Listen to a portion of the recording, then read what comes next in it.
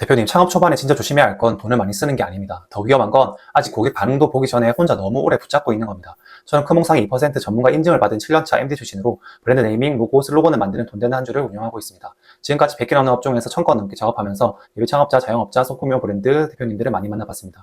그 과정에서 느낀 게 있습니다. 잘 되는 창업자는 처음부터 완벽한 사람이 아닙니다. 대신 안 해도 되는 것에 오래 묶이지 않습니다. 오늘은 1000건 작업하면서 알게 된 잘 되는 창업자가 절대 안 하는 것들을 말씀드리겠습니다. 첫 번째, 완벽해질 때까지 미루지 않습니다. 많은 대표님들이 이름, 로고, 소개문, 인스타, 홈페이지가 전부 완성되어야 시작할 수 있다고 생각합니다. 이름 하나 다듬고요. 로고 나오면 시작하려고요. 인스타 피드 좀 채우고요. 홈페이지 완성되면 광고하려고요. 이런 말이 반복되면 창업은 계속 준비 상태에 머뭅니다.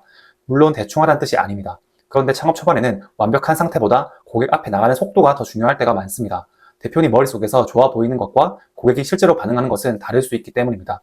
100점이 될 때까지 숨기면 고객 반응을 볼 수가 없습니다. 잘 되는 창업자는 70점이라도 고객 앞에 내놓고 반응을 보면서 80점, 90점으로 올립니다. 여기서 바로 적용할 기준은 이겁니다. 고객이 보는데 지장 없는 수준이 되면 일단 내보내세요. 이름이 완벽하지 않아도 읽히고 기억되면 테스트할 수 있습니다. 로고가 최종 완성 전이어도 프로필을 만들 수 있습니다. 소개문이 완벽하지 않아도 고객에게 보여주고 반응을 볼 수 있습니다.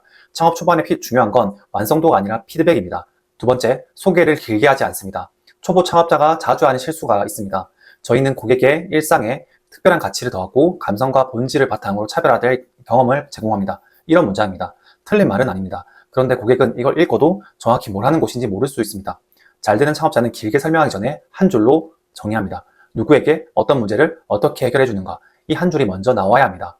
예를 들어 화장품 브랜드라면 아름다움을 만듭니다 보단 10년 전 나를 만나는 순간이 더 선명합니다. 소품 브랜드나 친환경 브랜드라면 지구를 지킵시다 보다 오늘의 편리함이 내일의 불편함이 되지 않도록 이 더 구체적입니다. B2B AI 플랫폼이라면 AI를 직원으로 두세요 보다 신입사원도 베테랑으로 만드는 AI 에이전트가 더 잘 들어옵니다. 고객은 좋은 말을 찾는 게 아닙니다. 자기 상황이 떠오르는 말을 찾습니다. 소개문을 만들 때는 이 순서로 정리를 해보세요. 첫째, 누구를 위한 브랜드인지 적습니다. 둘째, 그 사람이 겪는 문제를 적습니다. 셋째, 내가 어떻게 해결하는지를 적습니다. 이 세 가지가 없으면 소개문은 길어져도 힘이 없습니다. 브랜드 소개는 갈수록 있어 보이는 게 아닙니다. 고객이 바로 이해해야 힘이 생깁니다. 세 번째, 남의 브랜드를 보면 계속 흔들리지 않습니다. 창업 준비를 하면 비교할 게 너무 많습니다. 저 가게는 로고가 좋아 보이고, 저 브랜드는 인스타가 잘 되고, 저 대표는 매출 인증을 하고, 저 회사는 홈페이지가 좋아 보입니다. 그런데 잘 되는 창업자는 비교를 하더라도 방향을 찾는 데 힘을 씁니다. 스스로를 멈추게 만드는 데 힘을 쓰지 않습니다. 대표님이 지금 비교해야 할 건 대기업이 아닙니다. 내 기업이 실제로 같이 보는 경쟁사 5군데, 10군데입니다. 같은 지역, 같은 가격대, 같은 고객층이 보는 브랜드 옆에 내 이름과 소개문을 놓아보세요. 비교했을 때 너무 비슷하면 묻히고 너무 또 멀면 이해가 안 됩니다.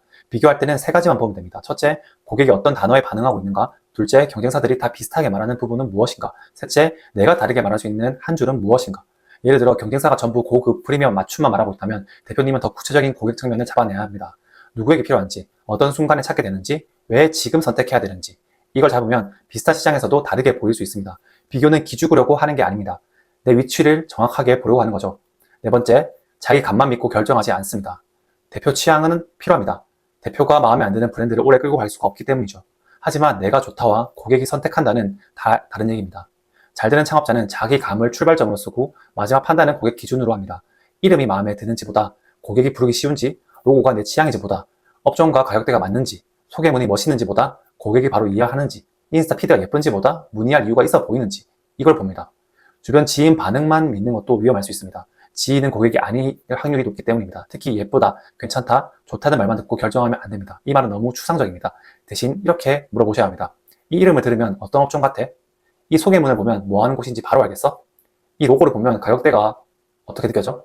이 브랜드를 누구에게 추천할 것 같아? 이 질문에 답이 흐리면 아직 고객 기준으로 정리가 되지 않은 것입니다. 고객에게 팔아야 하는 브랜드라면 기준도 고객 쪽에 있어야 하는 것입니다. 두 번째, 첫인상을 대충 넘기지 않습니다. 창업 초반에는 실력만 있으면 된다고 생각하기 쉽죠. 물론 실력은 필요합니다. 그런데 고객은 실력을 경험하기 전에 먼저 첫인상을 봅니다. 이름, 로고, 소개글, 프로필 첫 줄, 썸네일, 상세 페이지 첫 화면.